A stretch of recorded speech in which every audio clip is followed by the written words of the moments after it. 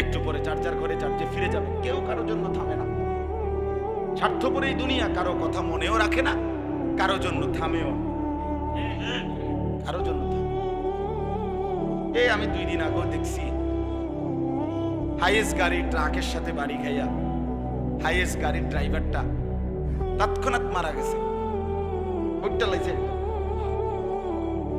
কি কষ্টে ভাইঙ্গা সুইডাইটারে বাইর করছে ড্রাইভারটা, কিন্তু 10 মিনিটের ব্যবধানে একটা গাড়িও থামে নাই। সব গাড়ি ডানে বামে পাশ কাইটা কাইটা সবাই চলে গেছে, কারো হাতে সময় নাই। জলজ্জান্ত একটা মানুষ মরে গেছে, সেই গাড়িটা চলন্ত চলতেছিল, এই অবস্থায় ড্রাইভার অ্যাক্সিডেন্ট করেছে, মারা গেছে।